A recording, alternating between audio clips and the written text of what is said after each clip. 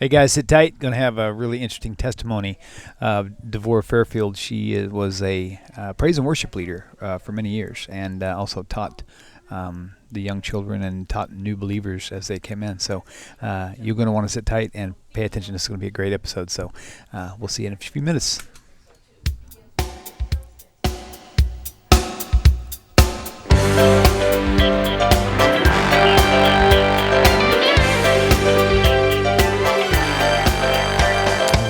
Welcome to Tanakh Talk. I am your host, William Hall, broadcasting live out of Kingsland, Texas, USA, with another episode of Testimonial Tuesdays.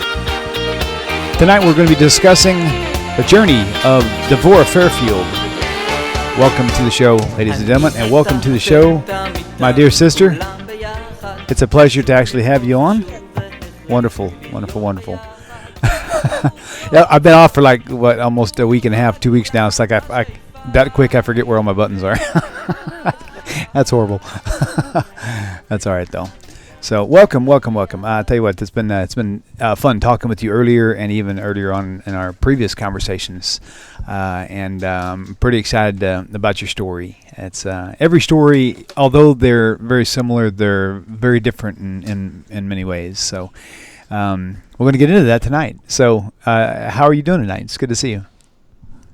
Thank God. Yes. Baruch Hashem.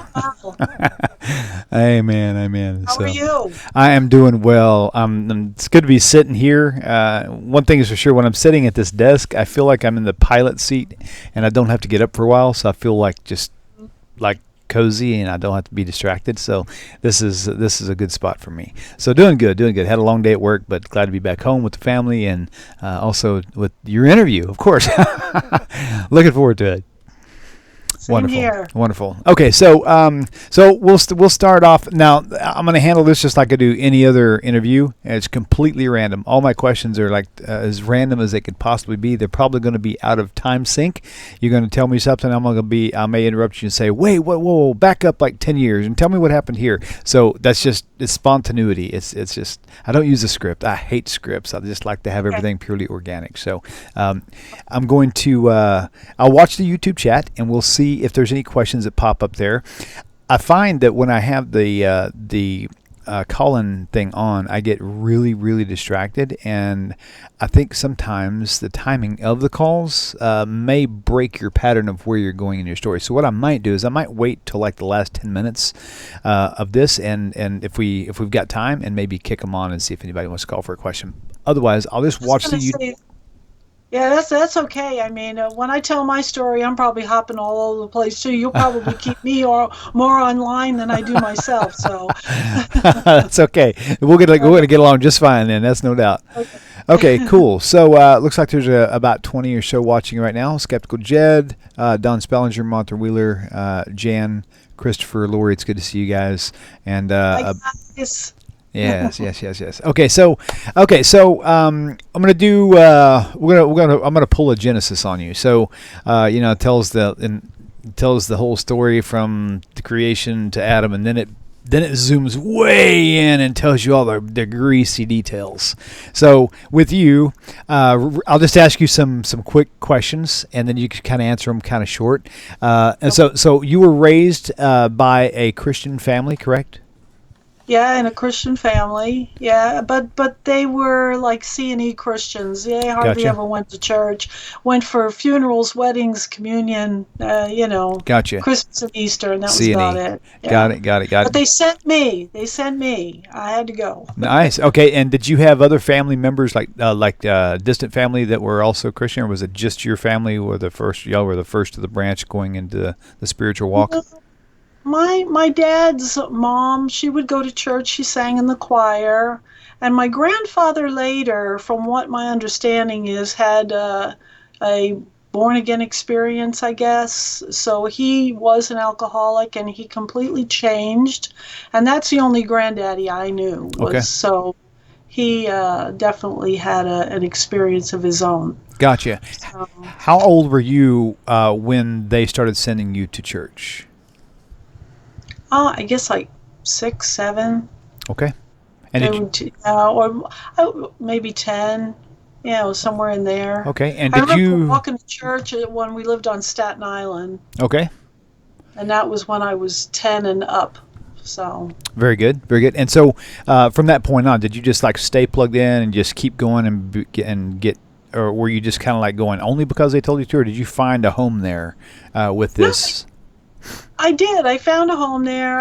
I really enjoyed going. I liked asking lots of questions. I would even take my kitty cat with me to Oh, nice. that's, church. that's awesome. But I always felt like God was there. Backing up just a little bit before we moved to Staten Island, I remember when I was about 8 or 9 years old, I would stop in at the church that was on the way to the library where they sent me when I was a kid. And I would take a hymnal and go up in the loft in the basement behind one of the basketball goals where they stored all of the extra tables and chairs and hymnals and all that. And I'd sit in a corner by myself and I would just open it up and sing to whoever that was out there. Nice. Nice. So there was always a sense that God was there. Mm-hmm. And but yeah, I stayed connected. And then when I was 13, after my communion, that's when I proclaimed that there was no God. Oh wow! So you actually were, and so you were in the Catholic Church. That's what you were at? Lutheran. Oh, Lutheran. Lutheran is like one step outside the Catholic Church. Oh, I gotta have my sister-in-law watch this, and I hope she's watching now because she's a diehard Lutheran. Yeah. And from what my understanding is, it was my dad and my mom's compromise because my mom was raised Catholic and my dad was somewhere around. Ah, right. I don't know, Methodist or Presbyterian or something like that. So Lutheran was like their compromise. I see. Yeah. Okay, so you're 10 years old. You're moving forward. So at what point did you find your life becoming more and more spiritually focused? Wasn't. Never. It was becoming actually less and less spiritually focused. Okay. And that's why you said the 13. From the point that my mom basically dragged me to the pastor by my ear and said, "You tell him what you told me." That I said there, no. Oh, that's right. I was very rebellious, and I ended up in the army at the age of 19. And it wasn't until a few years later when we were in the field in Germany, it's kind of a long story, but to make it short, that's where I had a very pronounced, very sudden experience where I, became a born-again Christian, accepted, Jesus as my savior, and from that point on, it was like nobody recognized who I was. Wow. It totally changed you, right? Oh, yeah. Yeah. Well, and it seems like my whole spiritual life kind of goes like that. Right, You'll see right. later on.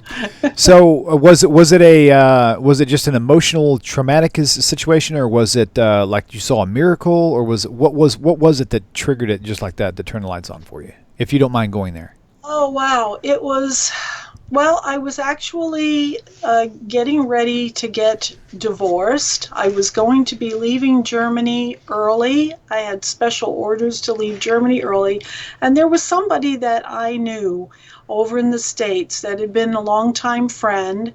And he had written to me and said something about his own personal experience that he had, and he was trying to tell me about, this Jesus guy, and I was going, oh my goodness, he's become a Jesus freak. Now what am I going to do?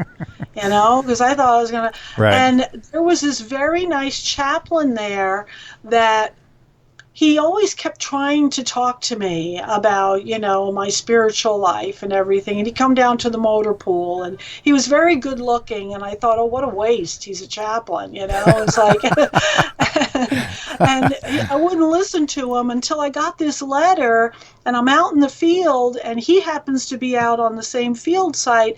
And I said, I want to talk to you about this, Jesus thing. And he couldn't talk to me even right then. But later on, he made an appointment and I went to his tent. We talked, and he started telling me, how Jesus died for my sins and all this stuff. And I don't know, it was like all of a sudden this light went on, and I went, oh, I guess, the pagan logic, I guess, just, went into my brain, and I said, oh my goodness, this was such a wonderful thing, and I accepted it. And it was like I had a vision at that moment, and saw my face and the face of Jesus switching places, and it was very, very strange, and from that point on, I accepted that as being the truth, and then worked very hard to get my orders changed, and it was an amazing thing that my orders were changed, and I got to stay in Germany, which people told me it usually takes either an act of God or a move of God or an act of Congress to be able to do such a thing. That's funny. Wow.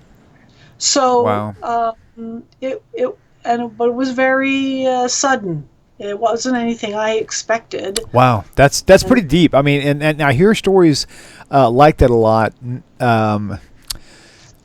I would say the one pattern that I hear most of all, that I see by people that are so diehard Christian, they'll die for their faith, are ones who had an emotional experience, or had a vision, or maybe they were set free from drugs or something like that. Something of that nature, or healed from an abusive relationships, those things like that, because those are very deep and very hard to break. And so hearing your story with this guy, that's actually pretty cool too. So it kind of falls in line, but it's still slightly different. So moving forward, so from there, you got your orders changed to stay in Germany, right? What happened then? What happened next? And then my husband and I, we ended up staying together. Things changed. I mean, I started to understand that there was some kind of hope in the world. Now, before that, I didn't even want to have children. And I couldn't see the sense of bringing them into the world. It was just seemed to be so negative, and, such horrible things going on. And I ended up being active in the chapel, going to Bible studies, going to prayer groups. I mean, it was like flip-flop from one side to the other. 1 minute I'm, doing drugs and smoking like a chimney and all these things, and the next minute I'm, very involved in the church, and wanting to know more, wanting to learn.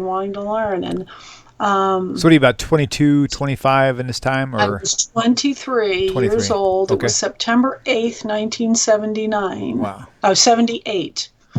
Yeah. Wow. When that happened. Out in the woods, in the German woods, outside of a little town called Württemberg, or Wächtersbach. Wow, that's deep. That's really deep. Okay, cool. So now let's move forward. Okay, so you had this experience at 23, and then your life really changed. People started seeing your life changing. You're not the same person anymore. Well, not only that, I lost most of my friends because of it. Because you became Christian? Yes. Because you were doing drugs and all this other party animal before. I wouldn't go smoking with them and, all drinking and everything else. I felt like, I don't know, it was like all of a sudden this immediate change just happened. That's really cool. Okay, so some time passes now, and what after you get out of the military, what did you do spiritually at that point? I mean, did you just go to church, or did you join a? Let's see. Tell us a little about that. When we left Germany, I was pregnant with our daughter, and then I had gotten out right after that. I'd been in the military almost 5 years. I went ahead and just started going to some of the churches. We were in Fayetteville, North Carolina at the time. We ended up being there for 9 years straight, which is almost unheard of in the military. And ended up just going to this place and that place, being part of women's groups, doing the music for women's groups. I was very involved with charismatic churches. So, there was the encouragement of, participating in things like, prophecy and all that stuff, which seemed to be happening with me. I would see pictures. I mean, I still do, even to this day. It's like I see, I understand things through pictures Right. and dreams. And I was teaching, actually, before I was in the Charismatic Church, I was in a Baptist church and was teaching the children there. Then when I was in the Charismatic Church there, it was called the Manna Church. I was part of the women's group, part of, sometimes I would do, even though I wasn't part of the praise and worship team there, I would do solo music, like special music. Right. With the soundtracks or whatever, or with my guitar. Trying to think, kind of thinking through, ended up in another church where I was a praise and worship leader and would actually even kind of lead the congregation when pastor was gone, to a conference or something like that. So, and raising my children, to believe in a Christian way, wanted to live a good life, shunned hypocrisy, but always searching for truth, always wanting more truth, and was very enamored with learning Hebrew. And not so much wanting to stay in what was called the New Testament, but in what Christians call the Old Testament, and especially the Psalms. And I have to tell you this, when I was being raised in Brooklyn, New York, in the neighborhood that I lived in, you were either Italian or Jewish, pretty much. Wow. And there's quite a synergy between Italians and Jews. And I found out some of the reasons why historically, but I'll leave that for something else. Okay. When 90% of my friends at the time were Jewish. Now, this is a little kid. I mean, I was 6 to 9 years old in this particular neighborhood we lived in. And there was this little boy named Gerald who I was just in love with, and I thought I was going to marry him when we grew up. And his father was not Jewish, but his mother was, and they had decided they were going to raise him Jewish, and he was going to go through his bar mitzvah. So at the age of 9 or 10, he actually started going through his Hebrew classes. And when I'd go over there to go climb trees or look at his turtle or ride bikes, he would pull out his little blue book that opened the wrong way, yeah, right? Right. And he would start teaching me Hebrew. Nice. So at a young age, this Goyisha girl here is learning Hebrew. And I got as far as learning to read basically three letters, the Shin, the Bat, the Beit, and the Tav, Shabbat. Right. At that point, then we ended up moving away. And I never saw Gerald again. So God, I think he was being sneaky. I planted really think that seed was on being you. Sneaky. Yeah. I think he planted those 3 seeds in my heart all that time ago. Right. And then later on, they started sprouting at some of the most inconvenient times in my life. Interesting. When you get back to the church that I was in, the Manna Church, I started asking the elders, if Jesus was Jewish, how come we don't live more like Jews? Nice. And they would say, oh, don't do that. You're Judaizing. Well, and I kind of got the finger shook at me, and I would ask such mystical questions, and they would say, oh, you're getting too mystical. You need to be careful of that, So, Right. And then we ended up back in Germany with our kids, and I was part of what was called a serviceman center over there, and there I was also praise and worship leader with another person, and also that's especially where I taught new believers, was there in Germany again. And still always going to church, always having my children with me. I tried very much to always be studying, always praying, and then we ended up moving back. Then from Germany, we moved to the desert. I hated that. I was so mad at God that we were going to move to the desert. And a friend of mine said to me, the desert is midbar. Mm-hmm. He was Jewish, and he said comes from the root of the word to speak. That's where God's going to speak. Right. And that didn't comfort me at first. When I was still in the belly of that big bird taking us over there, I was still mad at God. I said, Wow. "Why are you sending us there?" And it ended up being one of the most blessed places that I ever was, and both spiritually and in my love for horses. That I got to be paid to work with horses for 2 years with my friend. But I also worked there as a praise and worship leader. I sang in a gospel choir, the only white face. Unless my daughter was there with me Right, right. sometimes. But I had so much fun. And I had somebody say something to me, Nice. a colonel's wife, when I got ready to leave there, said to me that you took us from singing songs to worshiping God.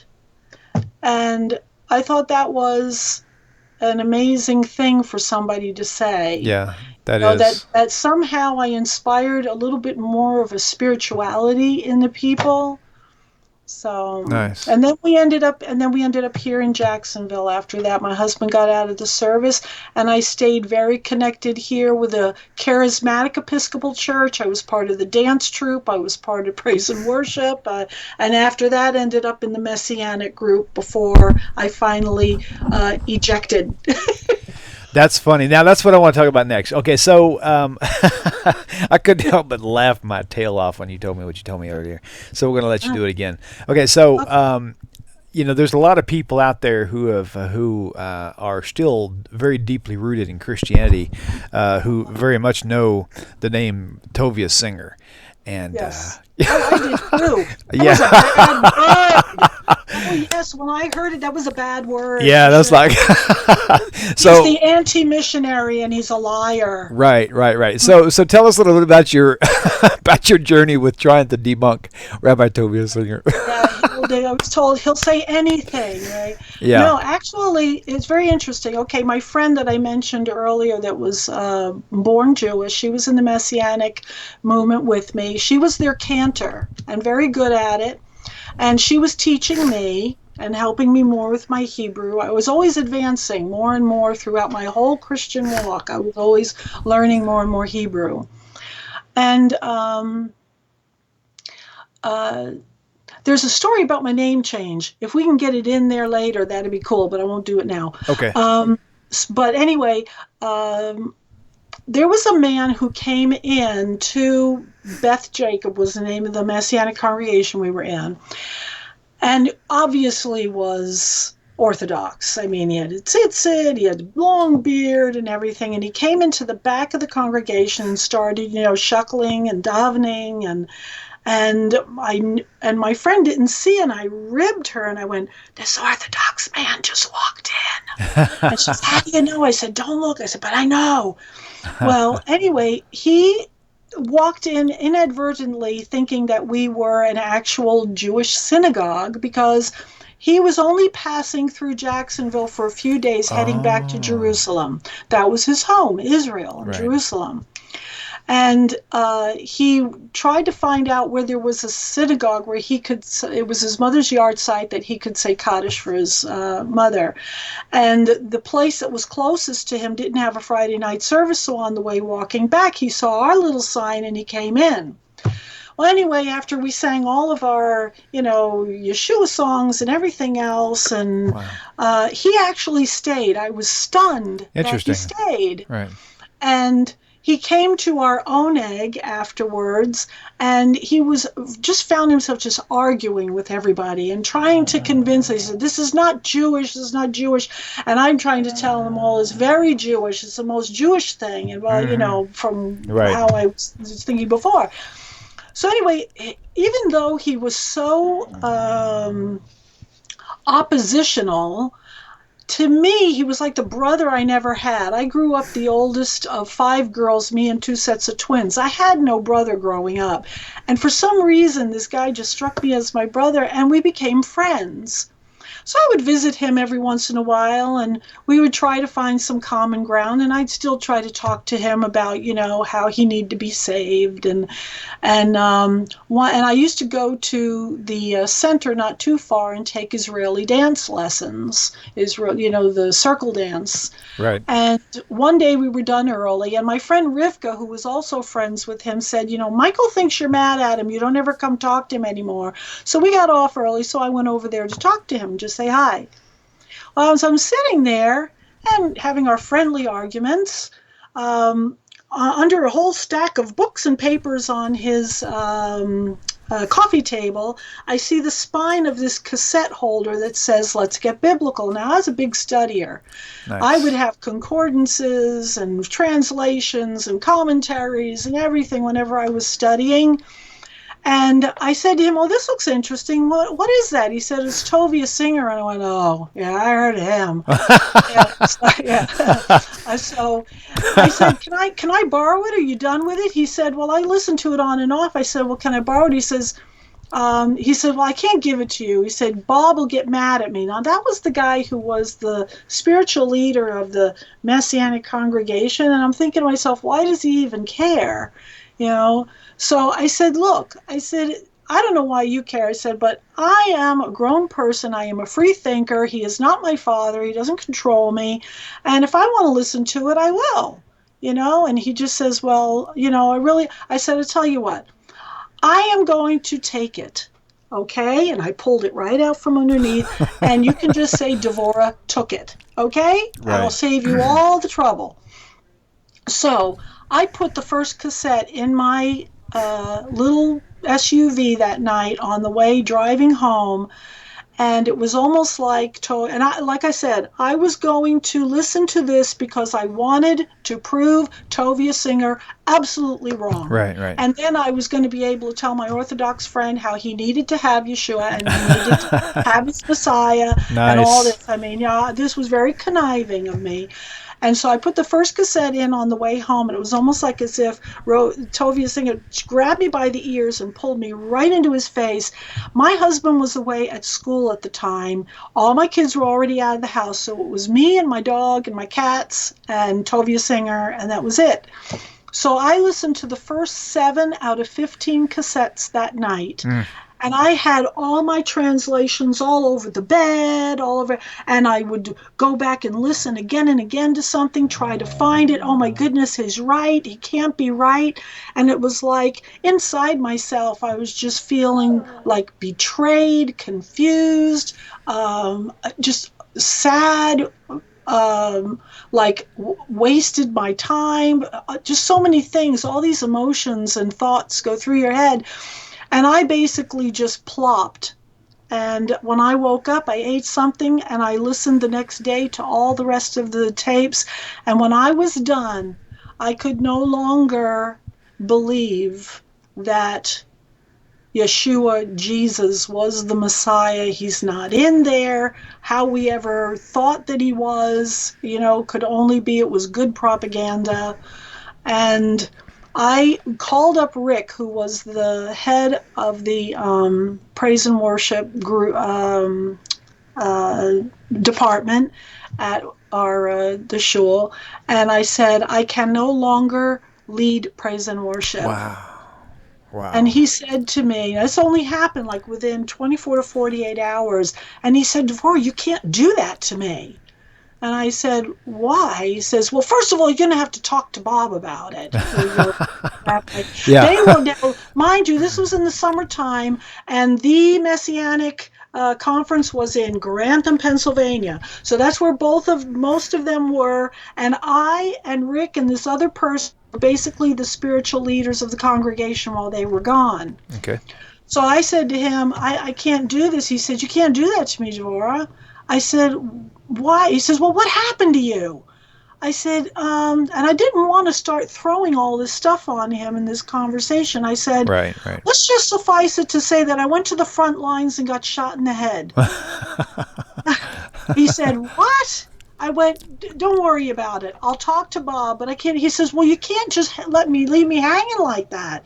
I said, "Okay, I'll do it one more week, and that's it." Because I felt like Hashem was saying, don't don't do that to him. Right. And so I said, okay, one more week.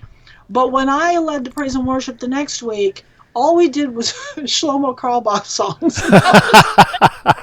That's all we did. That's funny. I wasn't doing anything else. And I already knew these songs, you know? Right. That's funny.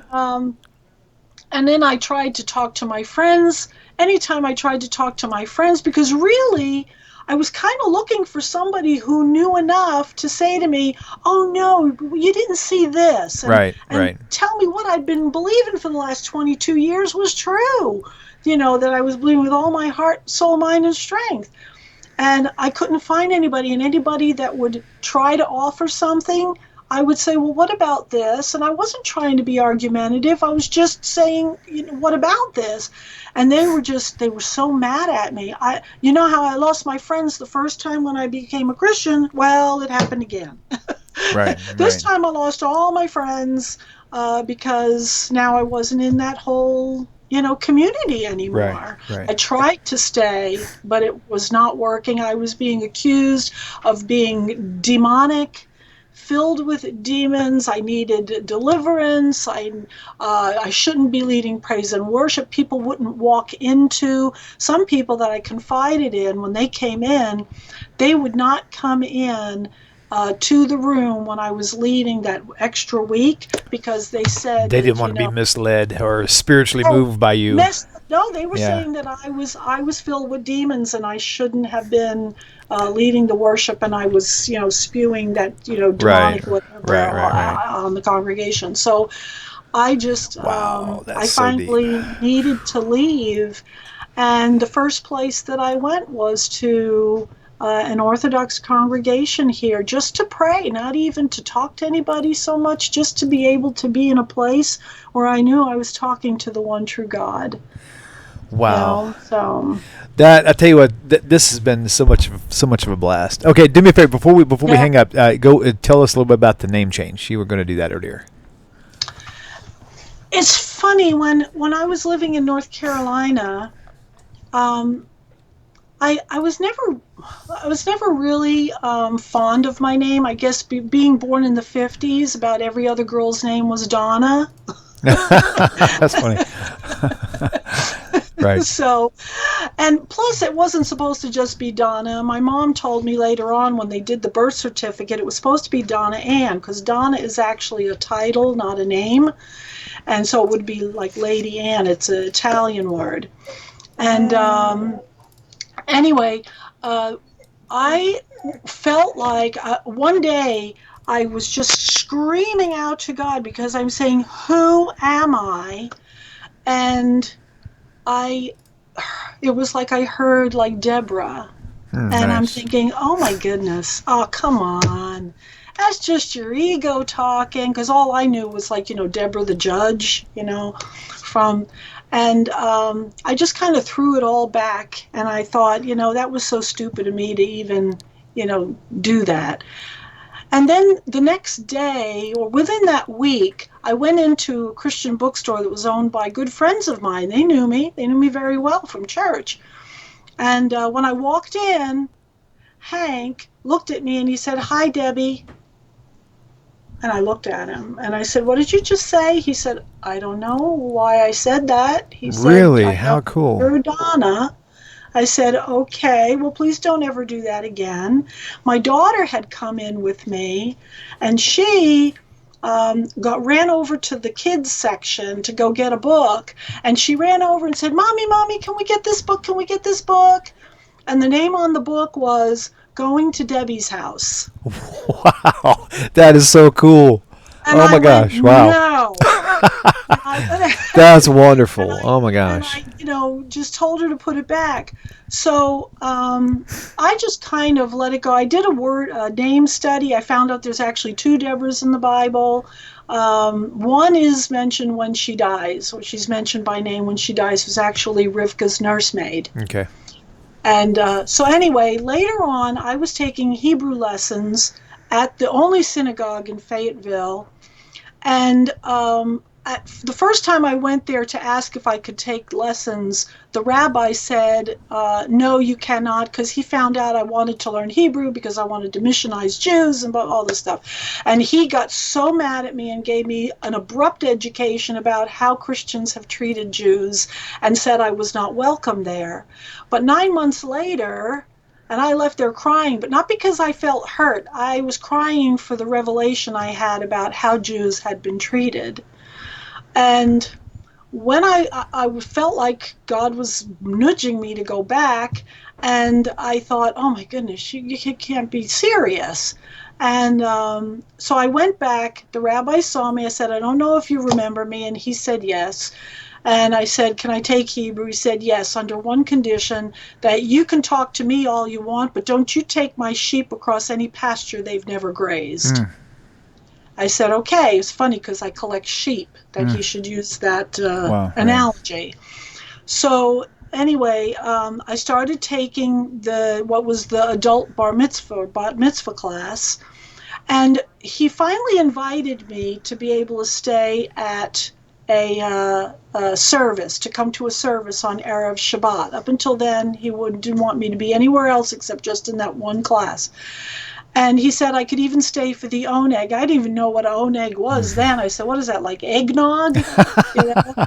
Right. And he said, no, it's just like a social time afterwards, coffee and cake and stuff. I said, okay, that's cool. So there were a bunch of ladies standing around talking to some of the candidates of the adult school bar mitzvah class and asking them what their names were going to be, you know, what their Hebrew names were going to be when they finally went through their bat mitzvah.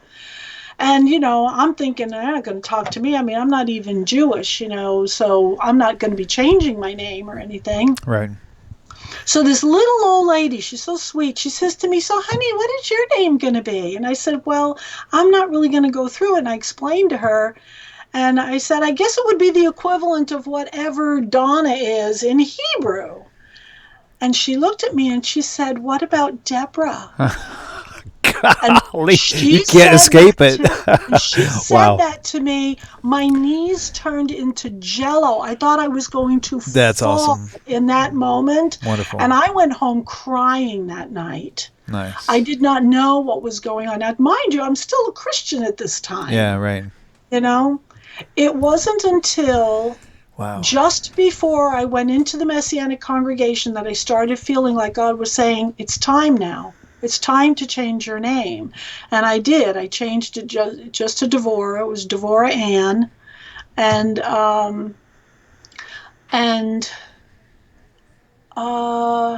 that I went into the Messianic for about 2 years. And then finally, when I listened to Tovia Singer, that's when I had to leave. So, you know, it's very interesting. I've heard that when you change your name, you change your mazel. Oh, wow. Right. That's funny. So it's very interesting that not too long after I changed my name, that you know, it's really interesting you say that, because I mean, my birth name is William Scott Hall, but for years I went by Scott. I mean, for years and years and years and years and years. And when I moved to Tennessee, I actually went by Billy, just a nickname from William. And it wasn't until I came back here that I started going by William, and it was shortly after that things started changing. So that's really interesting. That's really interesting. Yeah. I don't know if you're familiar with Rabbi Katz, but even for the Gentiles, he said, when your name is given to you, there is a mazel attached to it. It's your names are prophetic, even if your parents don't understand why. Yeah, they right, gave you right. the name. Right. Yeah. That's interesting. Deborah, it's been so much fun. Wow. it's kind of like hard to let go now. Oh boy, I can't wait to go back and rewatch this video again. And I tell you what, there's a lot of people out there, a lot of women. And I even saw a few comments on here that are really going to be blessed by hearing your story. It's truly deep, and I really appreciate you being willing to share it with all of us. Okay, and I just want to say, if anybody wants to get in touch, they certainly are welcome, because I understand what it's like to go through all of the questioning and stuff, and especially if you're in the middle of a group that certainly are not going to understand when you're trying to sort things out. It's not like you're trying to change anybody else's mind. You're wanting truth, And it's so important. That I think that's the most important thing, is that everyone is really just wanting the truth. Yeah, right. So I'm available for anybody who, needs somebody to talk to about that. That's very, very generous and kind of you. So I'll put your name and your email address up on the screen a few times. Sure. You guys can always go back and rewatch, pause, write things down if you want to. And so, Dvora, thank you so much, and I really appreciate your time. And thank you all for tuning in. There's a lot of watchers, almost 50 people out there tuning in tonight, so it was kind of cool. So y'all be sure to like the video, share it with your friends. It's testimonies like this is what helps people open their eyes. See you guys. God, I'm so moved by this whole thing. It's cool. So, share this stuff, man. It's good stuff. It's good stuff. Shalom, guys. Shalom, Dvora. Shalom, shalom. תמיד כולם ביחד, חשוב מכל חשוב והכרחי להיות ביחד. איפוק זו העוצמה, ויתור זו הגדולה, השאיפה והכמיהה. אני אתה אתם תמיד כולם ביחד, חשוב מכל חשוב והכרחי להיות ביחד. איפוק זו העוצמה, ויתור זו הגדולה, השאיפה והכמיהה. חושבים דוברים לובשים בכל האופנים, זה טבעם של אנשים שונים. נזכור בסוף כולנו שותפים, חשוב תמיד להיות אנושיים. חושבים דוברים לובשים בכל